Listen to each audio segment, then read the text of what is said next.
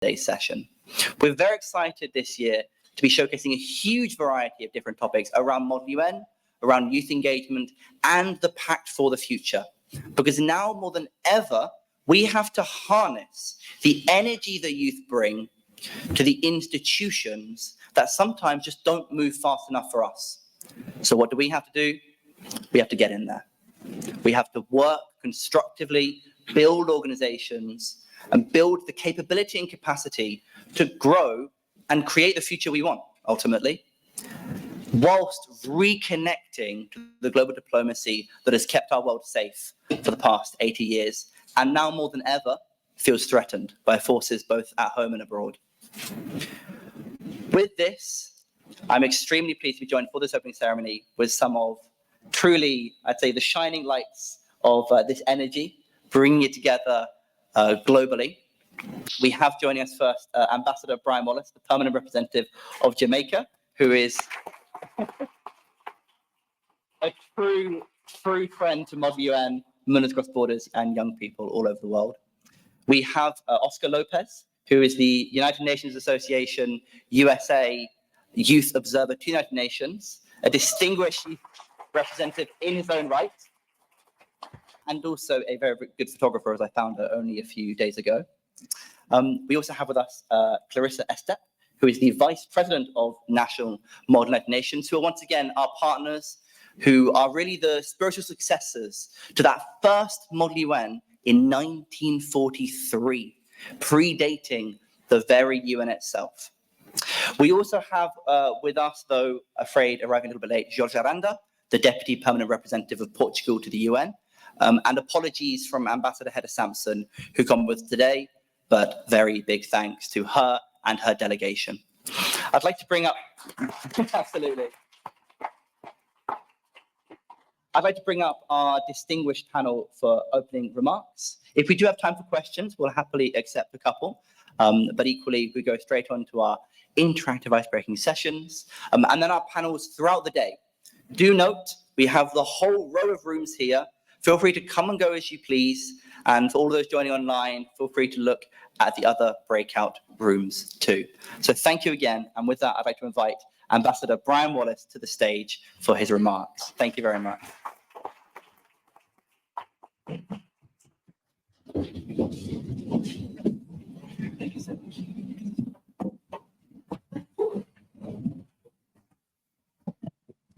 Well, good morning.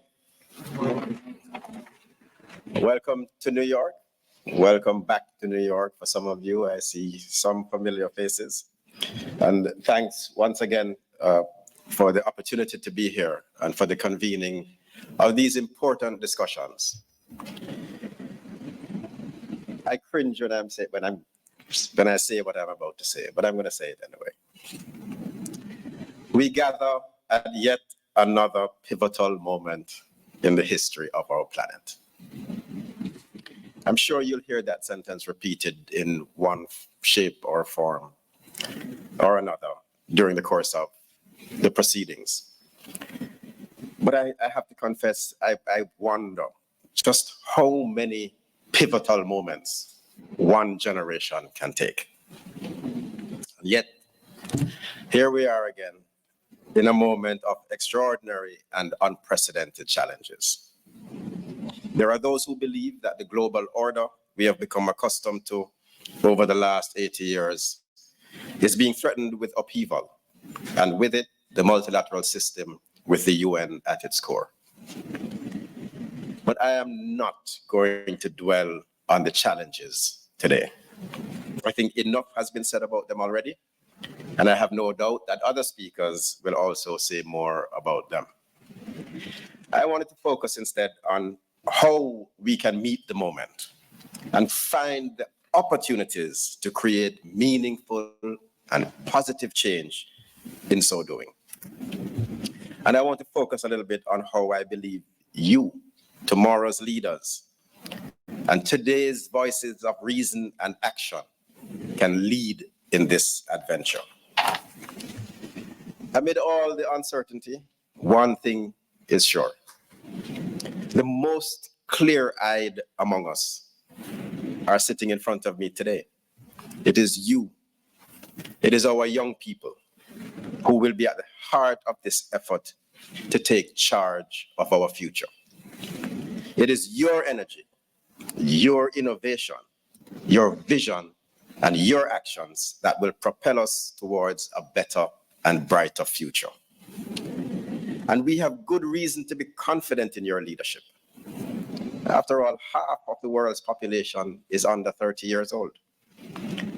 So really, we don't have any choice. But the comforting thing is we have already seen the power of your activism, just on climate change alone, and on many other issues. So with that clear-eyed vision of a better world that is within our grasp, we must focus on the opportunities that the current difficult environment provides.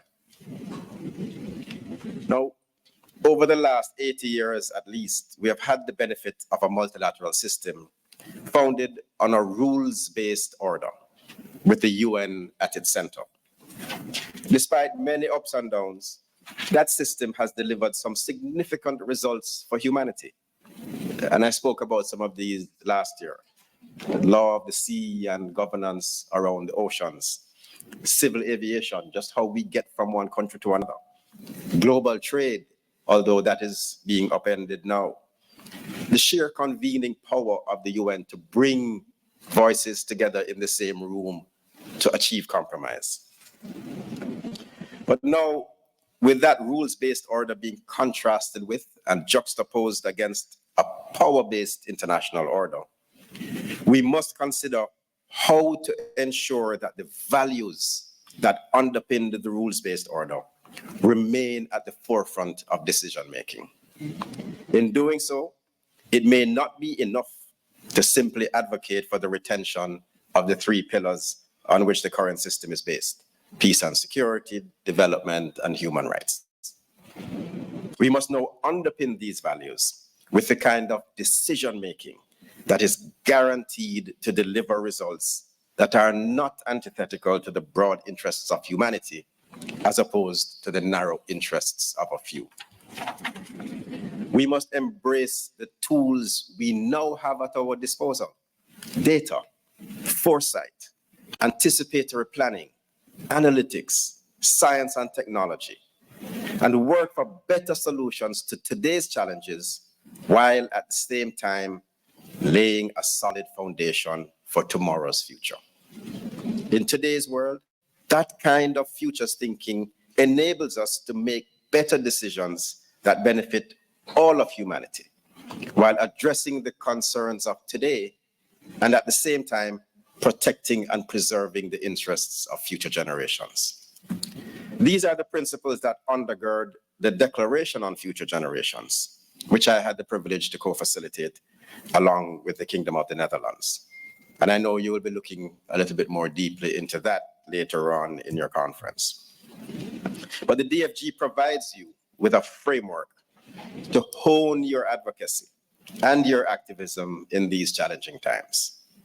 For if we insist that our policy and decision makers apply these guiding principles, live up to the commitments enunciated therein, and take the actions we have agreed upon, not only will we be able to address the challenges that face present generations, we will also be able to prevent an erosion of the progress made so far, while at the same time laying a solid foundation for generations to come.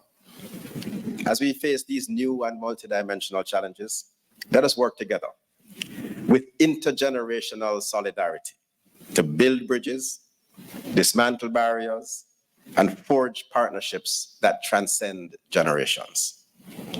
I commit to working with you in this joint endeavor, and I look forward to your continued success in this regard. Thank you.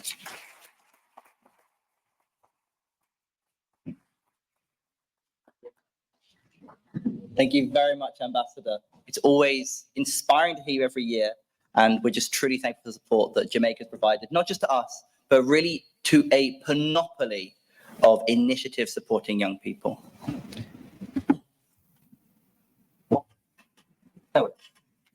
I would now like to invite Clarissa Estep Vice President of National Model United Nations, also an organization that's done more for Model UN than probably almost any organization in the world to bring it to young people. So thank you very much. Good morning. Thank you for the invitation. And as Vice President of National Model United Nations, it's my pleasure to be here today to speak with so many young leaders who are really excited to shape the future of global affairs.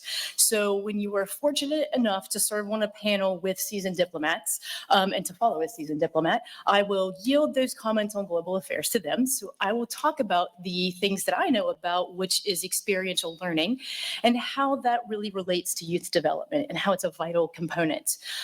So it is one that cultivates skills, confidence, and global awareness that is necessary for effective leadership both now and also in the future. So experiential learning isn't a supplement to traditional education. It should be a central pillar of it. So as you likely know, experiential learning is the process of learning through direct engagement, such as internships, research, service, study abroad, leadership roles, and other hands-on projects that challenge you to move beyond theory and put that into action. So at its core, experiential learning transforms you from a passive recipient of information to active participants in your own intellectual and professional development. It deepens understanding by placing learning in real-world contexts. So the ambiguity is real, consequences are tangible, and stakes are higher than more than just a grade and course. So, but perhaps the greatest value of experiential learning is this. It creates spaces to make mistakes. So that's right, make mistakes. It offers a forgiving environment where you can take risks, encounter failure, and learn from it, all while developing resilience and adaptability and confidence that only experience can teach. So in these moments of trial and reflection, you don't just gain skills, you begin to form your professional identities in the process. So I'd like to highlight two forms of experiential learning. The first is Model UN, and something that brings us all together today. And the second is something that is unique to my campus, but implementable on your campus and any other. So I know that many of you are already familiar with Model UN. But as an undergraduate, I didn't have the opportunity to participate because Model UN simply wasn't offered at my undergraduate institution. However, during graduate school, I was assigned to the Model United Nations course as part of my assistantship. And at that time, I didn't have any idea how profoundly that would help to shape my career. So over the past 25 years, I've become an advocate for Model UN because I've seen firsthand the transformative impact that it has on students. I always tell them this: no matter your major or your future career path, the skills that you gain through Model UN, leadership, coalition building, researching, writing, public speaking, those are all universally valuable. So I can't think of a single employer who wouldn't want someone with that toolkit. So at first glance, Model UN might look like a normal simulation. You have students in suits passing notes, and I know I'm dating myself with that reference, drafting resolutions. But what happens in a committee room is more than just role play. It's diplomacy in action. It's critical thinking under pressure. It's empathy, it's debate, and it's compromise. So Model UN teaches us to speak, but maybe more importantly, it teaches us to listen, to represent not just ourselves, but countries with values and histories and challenges that are likely very different than our own. That's powerful. And in doing so, we learn to step outside of our worldview and into another's. We learn to work with people who don't agree with us. We learn to advocate with facts and not with opinions. We learn to build consensus when it seems impossible. And these aren't just skills for a conference. These are the tools you need to foster transformative change in the community where you live. And speaking of communities, I want to highlight an example of an experiential learning that happens on my campus. So at West Virginia University, the Center for Resilient Communities runs the Sustainable Development Internships. It's a program that empowers undergraduates to take real action on the Sustainable Development Goals. Each student selects one SDG and works to implement that SDG at the local level through community-based research and hands-on projects. Whether the students are addressing environmental justice or transforming food systems or strengthening community resilience, these students are learning about global challenges, and they're applying that knowledge to create meaningful change right where they live. So I highlight these two examples of experiential learning to suggest that as young leaders, you're not simply waiting for your turn, you're already on the stage. Whether through Model UN or local action or global engagement, the experiences you seek now are helping to hone your leadership skills. So take the risk, step into roles that stretch you, learn from potential failures, and never underestimate your impact. So the world doesn't expect perfect leaders, but we do expect prepared ones.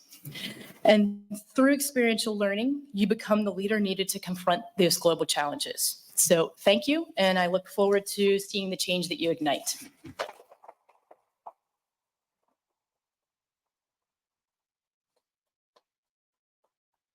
Thank you very much, Chrissy, if I may, for the kind words. There really is no boundary to what Model UN can do for you, and simulations can really experience you. So thank you for highlighting that today. Lastly, but by no means least, I'd like to invite Oscar Lopez to the stage. Truly a groundbreaking youth advocate for not just the thousands of young Americans you represent, but globally. Really, UNA USA and the work you've done is seen across the world. I think this is highlighted through your work at the Clinton Foundations and many other global organizations. So really pleased to have you today. So please get up for Oscar. Thank you.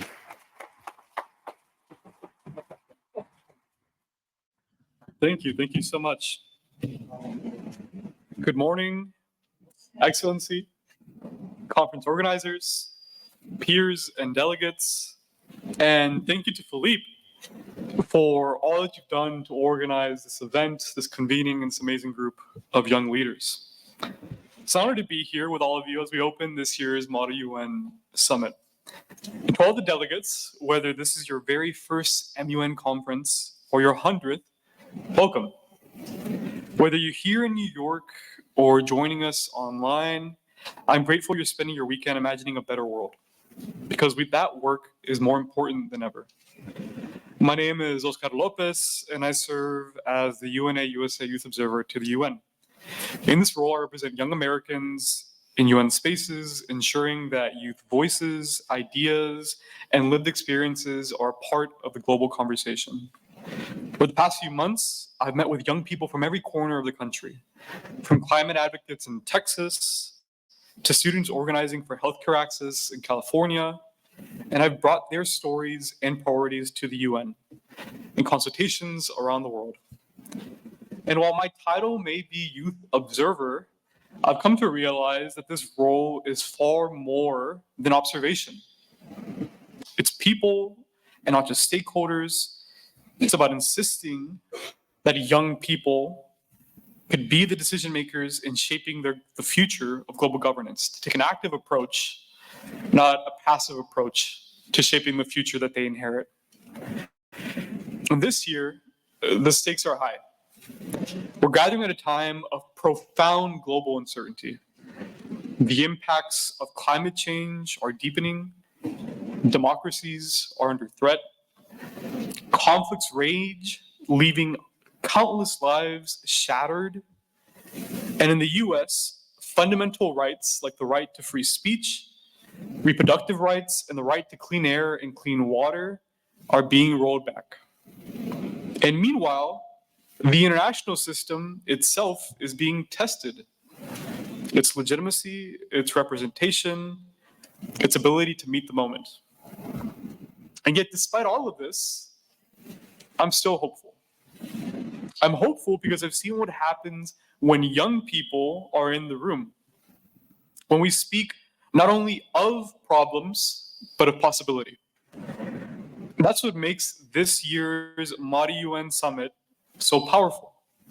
Because at a time when diplomacy is strained, you've chosen to practice it.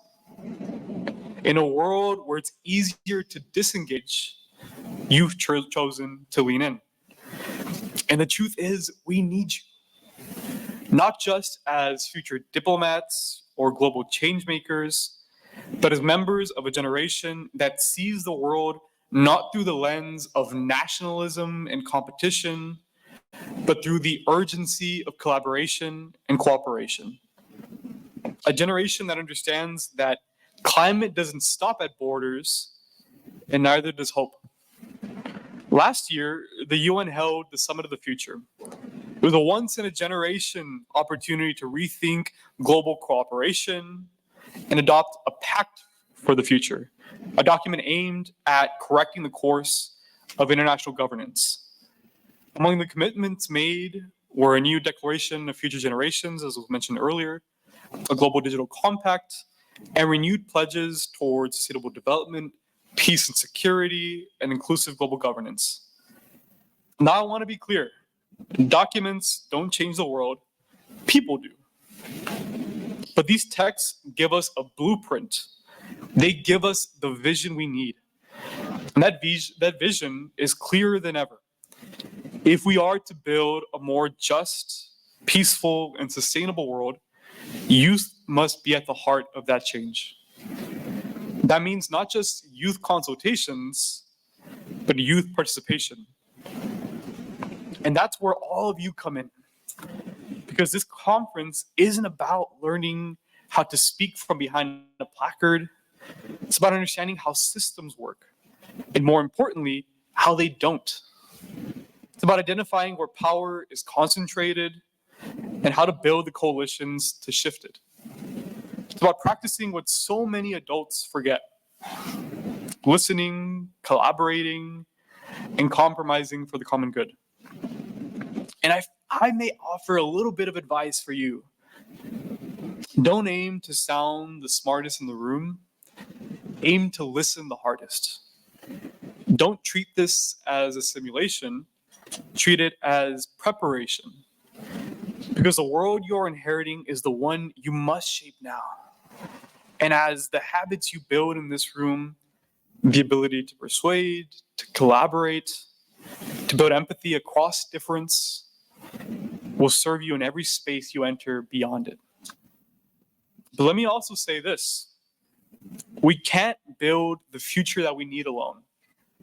We're not going to build a better future through power and might and strength, but through empathy, compassion, and collaboration. We need institutions that are ready to welcome us.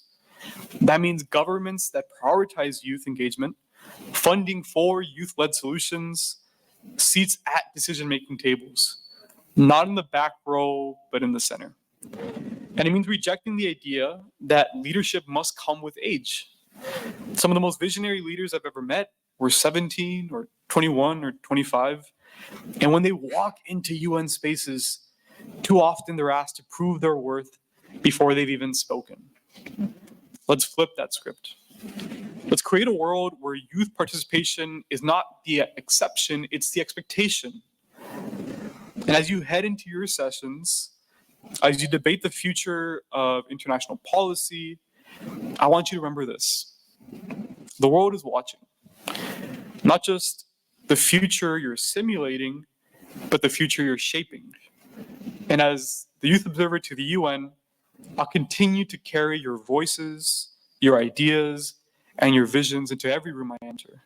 Because they are not just valid, they are vital. So let's get to work. Let's imagine boldly, negotiate with compassion, and lead with the knowledge that a more just and peaceful world is not just possible, it's our shared responsibility to build it. Thank you, and I can't wait to see everything that you accomplish.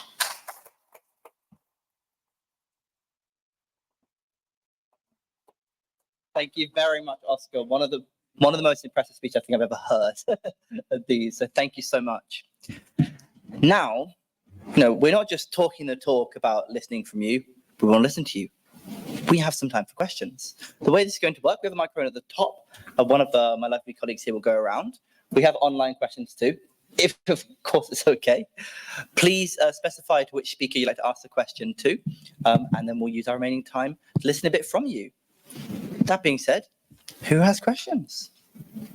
The first one is always more nervous. Please, if you'd like to. Diego, just test the microphone if you may. Turn on. Yeah, good. Thank you. Thank you. Good morning.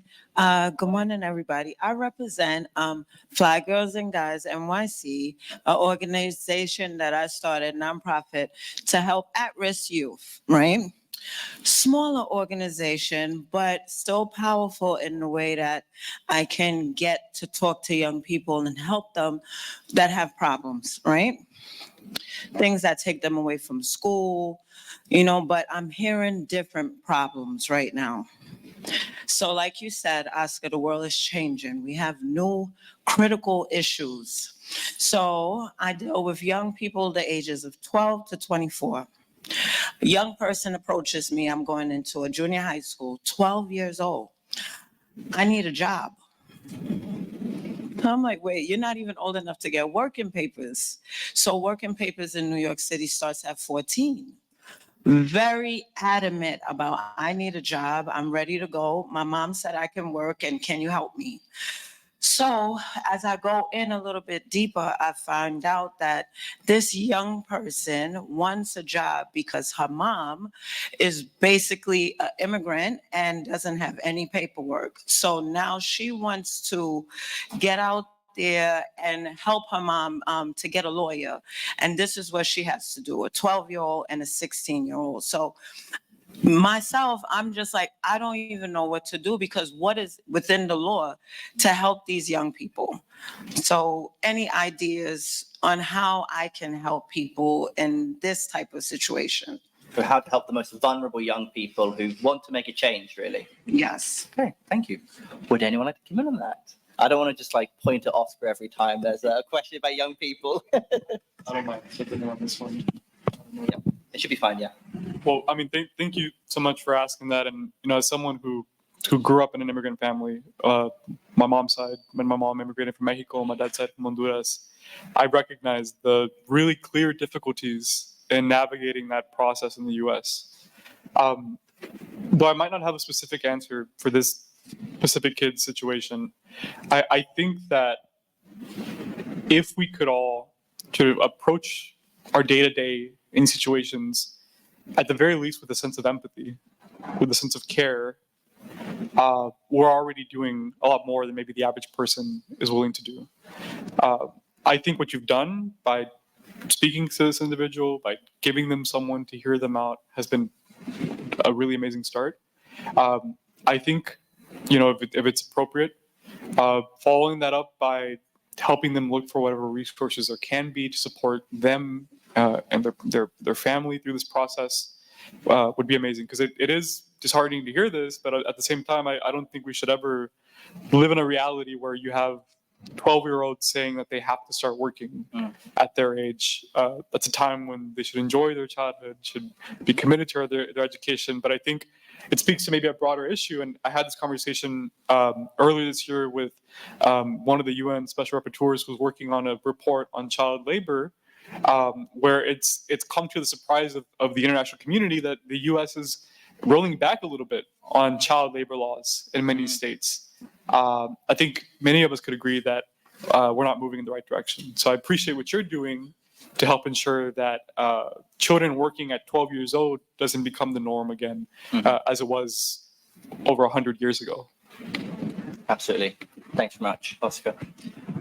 Any other questions? I think I actually saw one at the front here, the lady there. I'm here about facilitating dialogue. A quick answer and then a question across here, right? It's just that I used to work as a care. Do you mind What? standing up? Okay.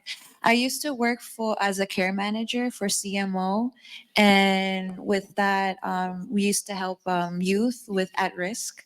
So I would contact your the county that you're in, contact the care management organization, and what they do is that they take in the case, they make a case, and then they make a case out of it to get funded. So when I used, like for example, I had a case where there was a 12-year-old that needed funding, and the government paid for it. So I would collaborate with your local CMOs so they can help fund children that are at risk.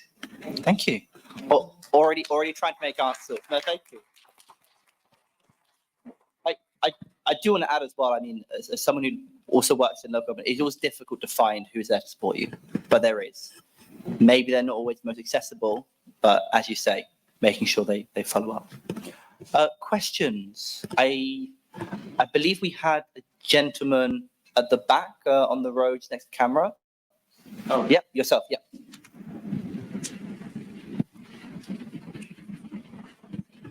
If you could please introduce yourself and also specify which of the speakers you'd like to. Hello, good morning. Congratulations, Clarissa. Congratulations, Oscar Lopez. Congratulations, Brian Wallace.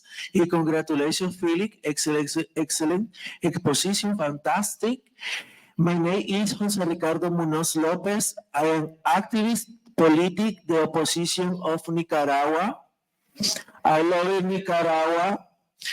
My question is, what new projects are there this year at the United Nations? Interesting. What new projects this year are you most looking forward to at the United Nations? If you don't mind, Ambassador, I'm gonna put that towards you. What are you most looking forward to in this upcoming? Congratulations. Thank you very much.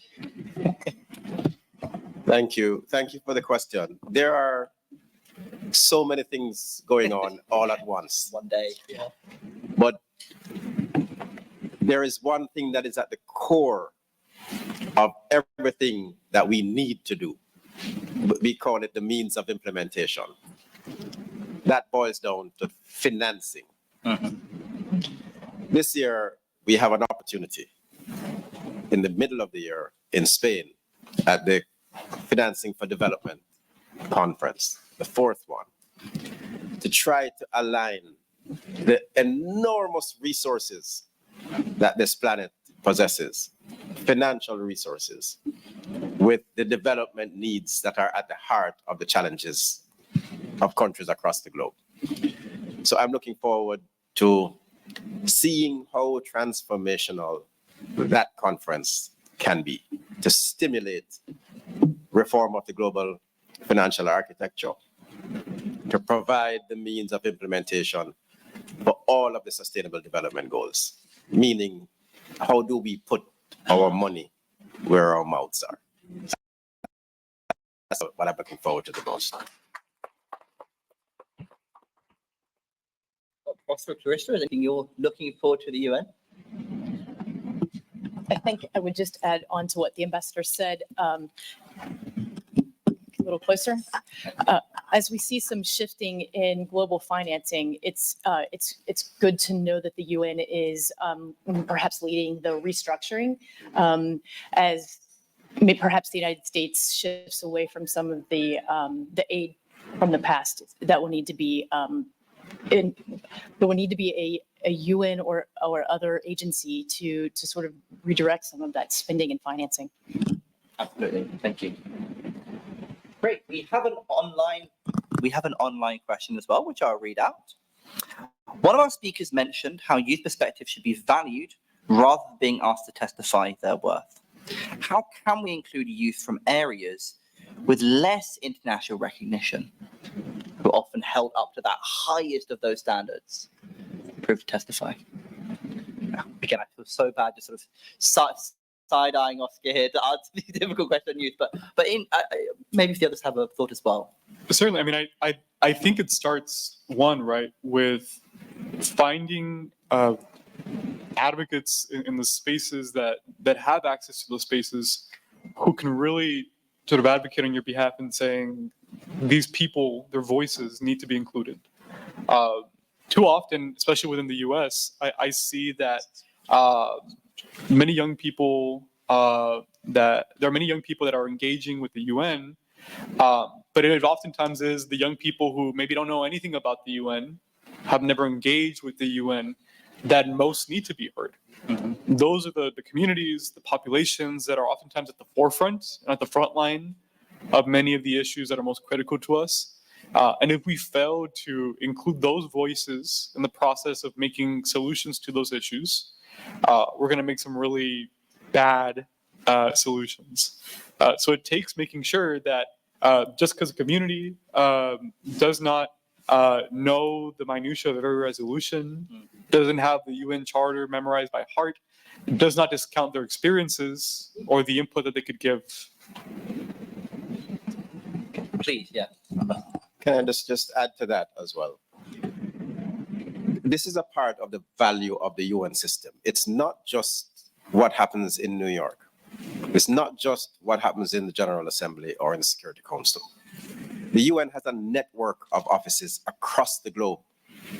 And there's a country team that is responsible for every country in the world. So, and these country teams have programs that are designed to engage with young people across all kinds of challenges. So I would encourage a look at the UN system as it operates in your own country and reach out and engage and look for those.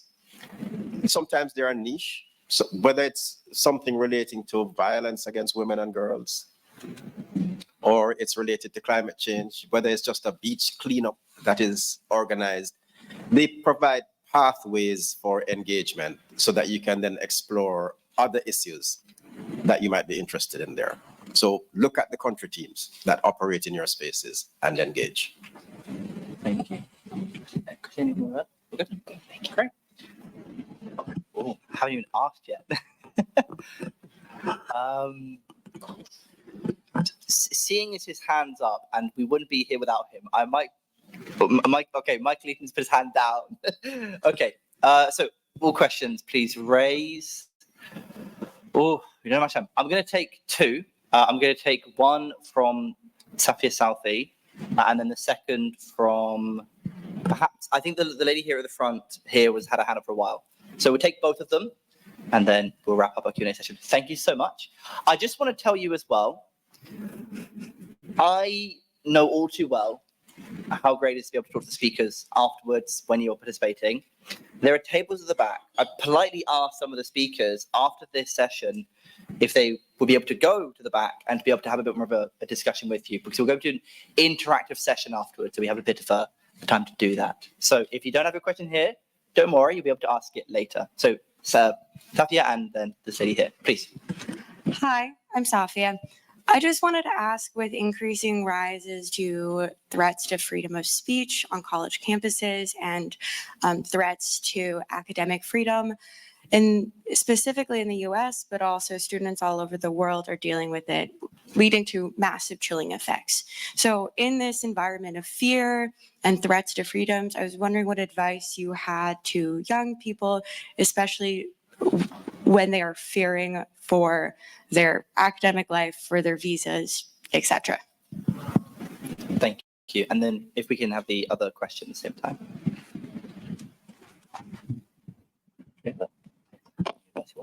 Hello, everyone. My name is Juliet Scott. I'm originally from Sierra Leone, and I actually wrote my question down so I wouldn't forget. I'm especially concerned about how climate change affects underserved countries like Sierra Leone, similar to Jamaica, and the size of it. And I wanted to know, how can the UN better integrate public health into sustainability efforts? And what accountability should major polluters face to protect vulnerable countries, such as Sierra Leone and other smaller countries on the continent in the Caribbean? Thank you so much. So I think I'll go in order of this. So Chrissy, then Oscar, then Ambassador, and then we'll leave it there. Thank you so much for your questions. So I will address the first question regarding college campuses. And certainly it is a time that we haven't seen for a while in the US regarding climate on college campuses.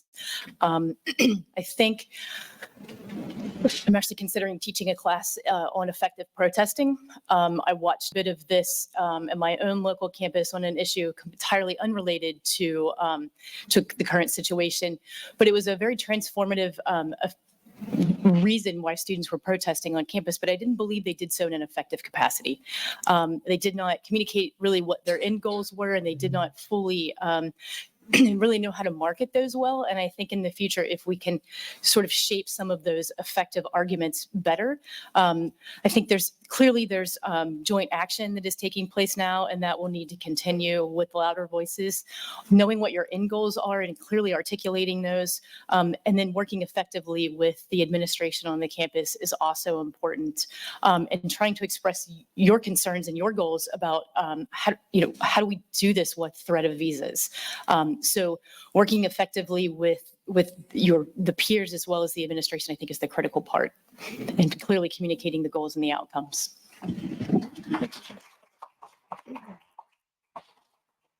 On either of the two questions, if you'd like. I'll answer the first question, and I'll start by saying that what we've been seeing these past few weeks on college campuses, the detention of students, is appalling. We should not, in a country whose roots are based in the idea that free speech should be for everyone, accept that the idea that people speaking up in support of a community and countries who have faced unimaginable horrors should fear that they'll be detained solely because they've chosen to use that right. It's appalling, it's scary, and it's unacceptable.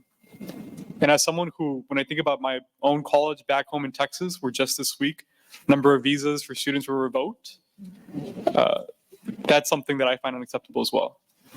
I think it starts, one, by using our voices as loudly as we can, because it is when we are quiet, when we are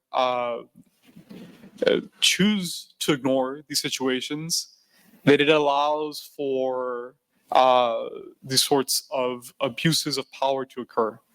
We can't afford to be quiet in moments like these. We can't afford to be passive. We need to demand that the very fundamental rights that are ingrained within the Constitution, the very governing documents of our country, are upheld. And I think it starts as well by organizing, by building community, and by choosing collectively to use your collective power to demand that these things do not continue to happen. But I share your worry about where things are heading. But at the same time, I feel like as young people, we have a giant responsibility to speak up and demand that our future be brighter than what it seems like it's heading towards right now.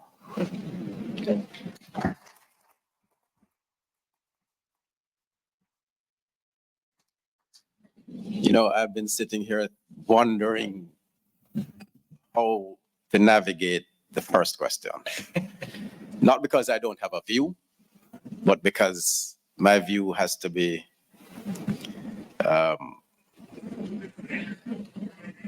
Moderated, I don't know. but let me answer, because I don't want to just, because it's such an important thing. Let me use the example of how we approach difficult issues in the UN system and see if there are some lessons that could help to guide student activism, which is this is where the energy of a nation resides. So throughout our history, the history of the planet, change or retention of ideals the battlefields for those have not been militaries against each other, but they have been on campuses. And this is where a lot of passion is expressed. First thing, build collaborations. If you feel that your cause is right, is grounded in fairness and equity and justice, you should not have difficulty in building alliances across the piece. So in your activism, don't isolate others who would otherwise be with you.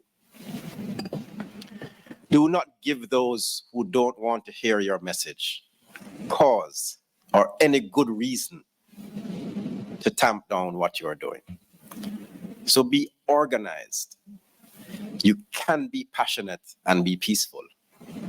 Do not break the law. Use the law. Work within it. Do not give those who don't want others to hear your message an opportunity to put a blanket over you. So work within those spaces and build your collaborations. And always remember that the passion alone is not going to carry you. You have to have it targeted to a result. It is the result that is going to be the reward, not the expression of the passion. And I know that that comes with age and experience, but if that is something that I could have passed on to my own younger self, I would have.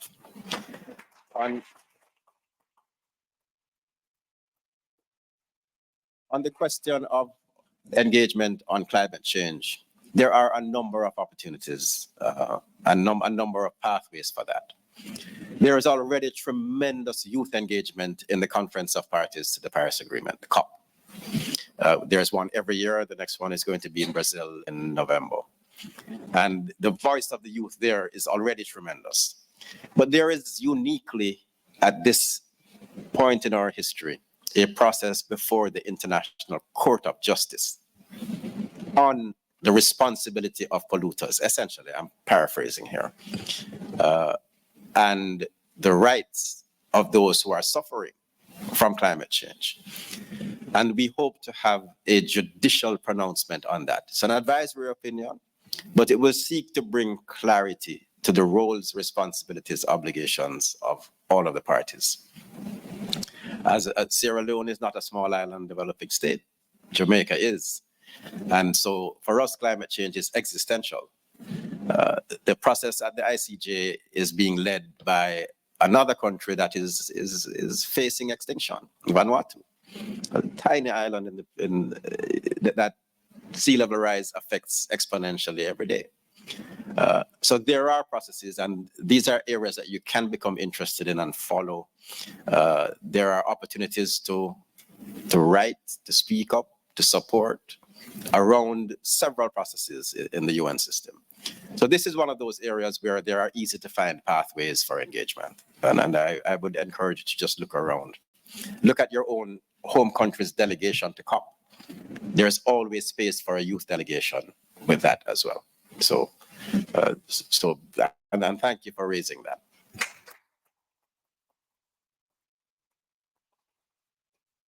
I'm sure we could spend the whole summit just in this room with these speakers, but unfortunately, the time for this session has out. But if I could just ask you to join me again in a big round of applause for the speakers online too. Thank you very much for joining.